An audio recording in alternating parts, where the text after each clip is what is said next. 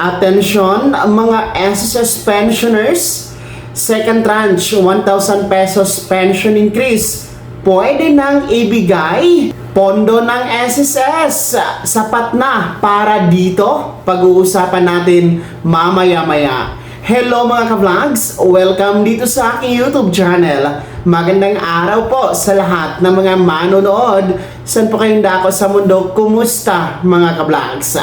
Eto nga po makinig kayo mga pensyonado ni SSS at lahat ng mga miyembro dahil ating pag-uusapan muli ang pangalawang tranche na SSS pension increase na 1,000 piso. Balanse po ito doon sa 2017 na 1,000 piso na unang tranche na naipamahagi mga ka-vlogs. So atin itong bibigyang pansin ngayon dahil nga po sa ulat ng SSS at ng Department of Finance. Ano nga ba ang ulat na ito?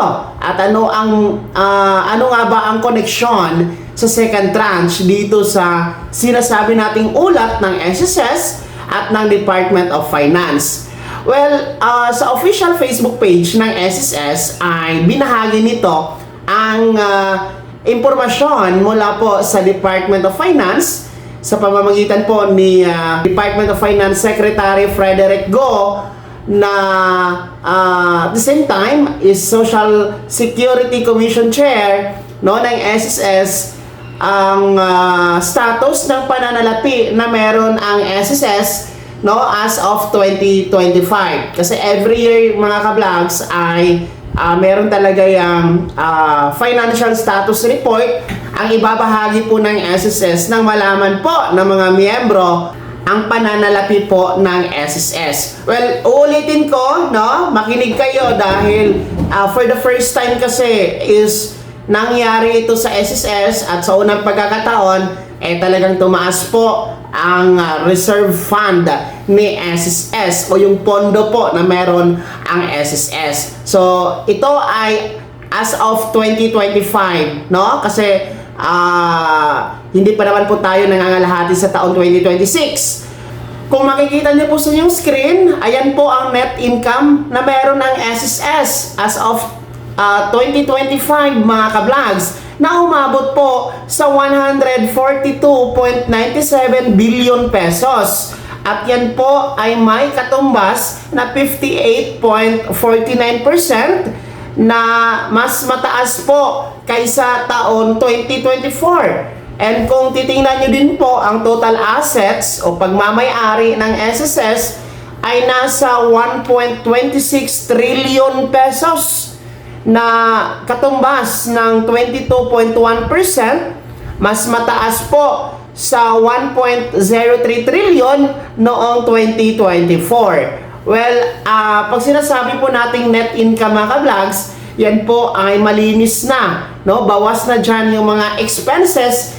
ni SSS. Net income talagang nasa SSS na po talaga yan mapupunta mga ka-vlogs, which is nasa 142.97 billion pesos. So napakalaking halaga mga ka-vlogs. And ito po ang magandang balita dahil ayon sa report ng Department of Finance at ng SSS sa unang pagkakataon, first time in history po sa SSS na ang reserve fund ay umabot sa 1 trilyon na piso mga ka-vlogs. Pag sinasabi nating reserve fund, yan po ay pondo na pananalapi na meron ng SSS at yan po binabatay o binabase kung gaano nga ba tatag ang isang insurance corporation katulad po ng SSS bilang state-run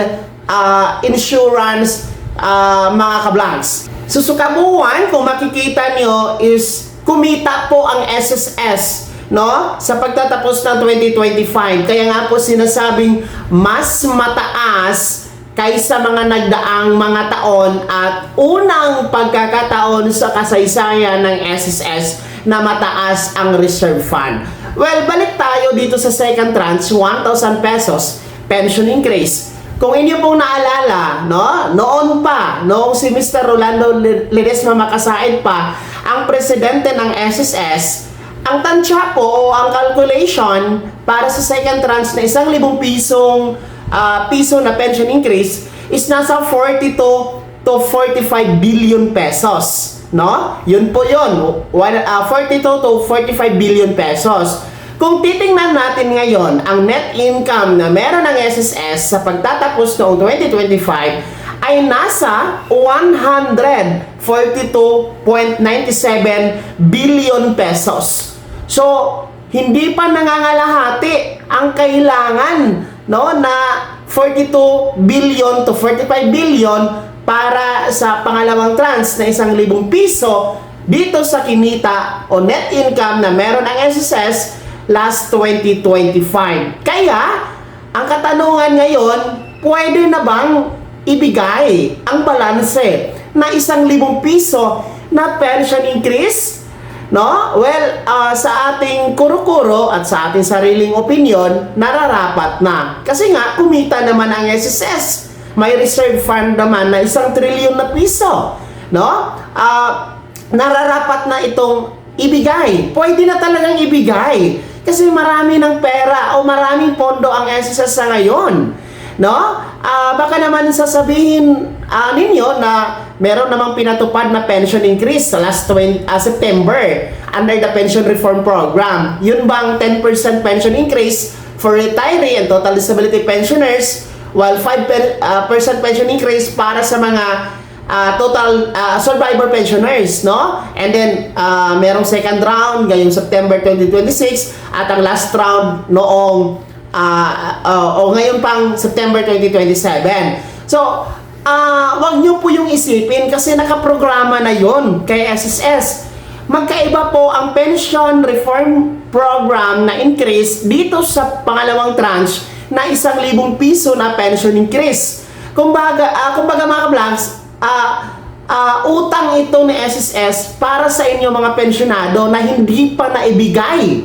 Kasi hiwalay ito doon sa pension increase last September na hindi naman pantay-pantay dahil nga po by percentage.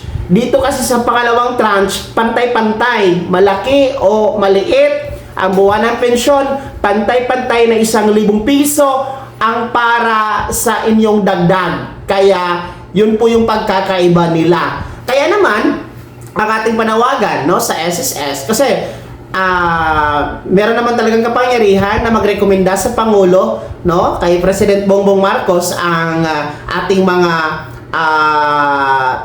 namumuno dyan sa SSS na sana irekomenda na ibigay na ang pangalawang tranche, no? Kasi makikita naman yan ng Pangulo ng Pilipinas ang figures, no, ang numbers, ang numero, kung sapat ba ang pondo ng SSS para ipamahagi ang kulang, ang utang na 1,000 piso na pension increase, which is the second tranche. So, nasa Pangulo na po yan kasi as long as nirekomenda po ng mga namumuno sa SSS.